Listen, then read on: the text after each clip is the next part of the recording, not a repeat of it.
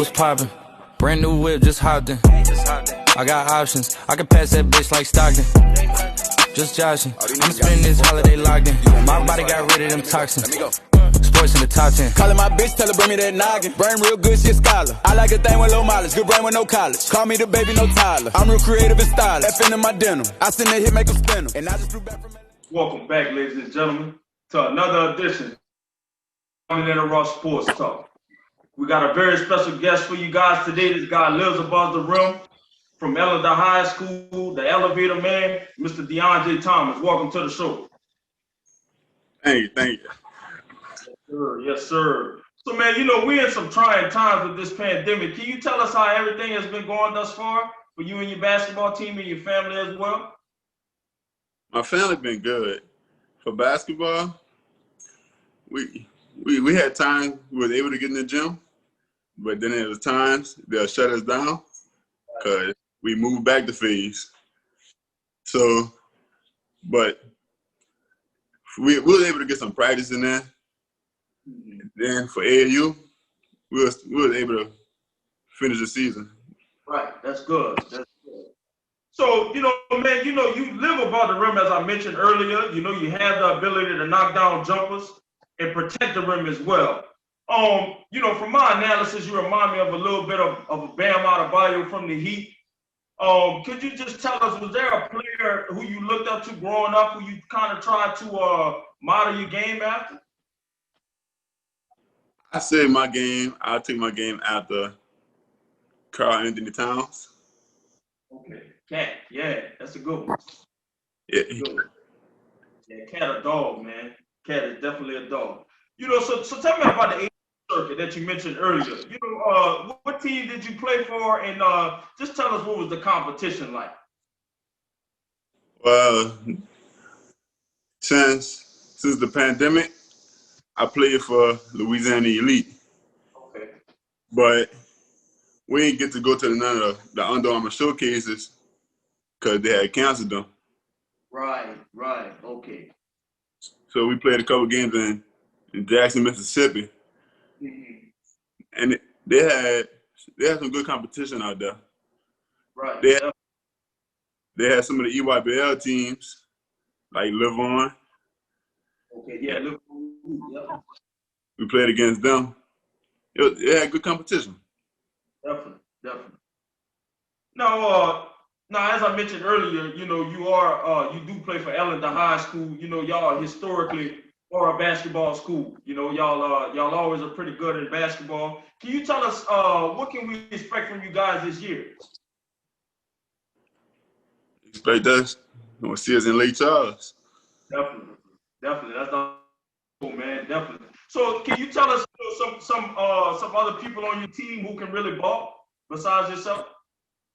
We got Preston Border, Tashawn Hester, Terrell Carter. We got Tyler Gard. We got some people. Definitely. So all of y'all can go. Man, that's good, man. That's good. You know, that you're around the team. Y'all got chemistry, you know, and your ultimate goal is, you know, it's to win a state championship, man. You seem like, you know, y'all got y'all head on right, man. Now, from your film, man, your putback dunks is nasty, man. That's one of the things I admire about your game. You live above the rim, you know, and as Dick Vitale would say, the elevator man. You know, I don't know if you ever seen Dick Vitale commentate games, you know, but yeah, you know, basically the elevator man. You know, you can go to the top floor, the highest in the room. You know, so tell me, when did you develop that skill, man? Is that something that you just naturally had, or did it take some time to develop, or what? No, it wasn't natural. I started developing that skill at the beginning of my sophomore year.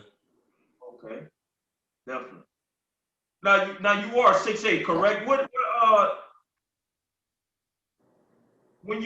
How tall were you at the start of the season? When did you reach 6'8"? Have you always been pretty tall, or you just hit a growth spurt, or what? When going to my 8th grade year, I was 6'6". So that summer, I hit 6'8". So you still got some growing to do. Yes, sir. Man, that's tough. Now, tell us about your, what was it like to receive, some of the Division I offers, Nicholls State, UL, and UNO. And I imagine that, some of the colleges are ringing your line constantly, nonstop. If I was a college coach, I know I definitely would. If you don't mind, could you tell us some of the teams who you keep in contact with? I keep in contact with Nicholls, Tulane, UNO, UL, everybody, all the schools that offer me, I stay in contact with them. Definitely, right, definitely. That is real, man. And I just want to tell you, man, just keep doing what you're doing, man, and the sky's gonna be the limit, man.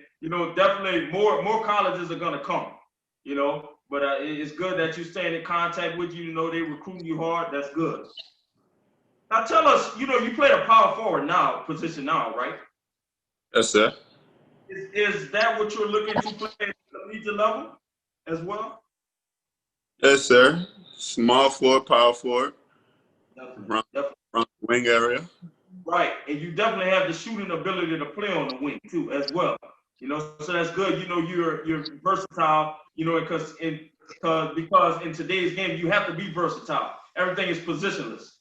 You see big men bringing the ball up the floor. As well as you see some guards going in a post. Everything's just positionless, small ball, kind of like the Heat run with Bam at the center, as well as the Lakers sometimes when they go Anthony Davis at the center as well. So that's good. You're very versatile. Just tell us. We're approaching the NBA Finals. It's the biggest time in the NBA. If you could have been a part of any NBA Finals, which one would it be and why? It'll be 2016 with LeBron going against the Warriors. 16. And he came back from the 3-1 deficit. Yeah, that was special, man. That was special. A lot of will, determination. That's my favorite too. That's definitely my favorite. Golden State with the team they had. People were talking about at that time that was the best team in history. Then the next year, people were saying that was the best team in history, the 2017. So I definitely think that weighs very high on LeBron's resume. To beat a team of that caliber. So I got a little situational basketball for you. Your team is down by 2 points with 9 seconds left. Tell us your ideal way to score in that position. Are you would you be involved in a pick and roll type deal, or would you more of an isolation type guy? Or what would be your ideal way to score in that position? I'd say the pick and roll, because we'll make the defender. We can either get the switch and get the guard on the bed, Definitely. or get the guard on have the center guard and the guard, and they have a mismatch either way. Right. And man, I'm glad you brought up the mismatch, because that's another thing that the game is based off of. Mismatches. Finding that mismatch. We see do that all the time. They'll center pick and they'll get a big on James Harden and you just cook. So that's good. The game is based off of mismatches. Now tell us some of the music you listen to before the games. What you listening to get you in that zone? I listen to Meek Mill, some Kevin Gates, something get me locked in and turn. Definitely. Well, man, that's all the questions I have for you. Netterville, the floor is now yours. CD, from watching your film, I see that you run a court real well in transition. What be going through your mind when you're elevating to do the dunk, to do the nice dunk that I see you do on film? And how much time do you spend practicing on dunking? I spend a lot of time finishing. Well, my coach we'll have guards on one side of the court and the bigs on the other, and he'll get the pads out. And, you gotta finish with a dunk. It can't be no layups. So that really helped me during the game, finishing through contact. From watching your film, I also see that you run a baseline extremely well. You have extremely great balance every time you're running a baseline and you're waiting on your teammate to throw your alley. What type of workouts do you do that help you with your balance? Well, this summer I was working out with Turk. It was really for agility, speed, and balance. So it really helped.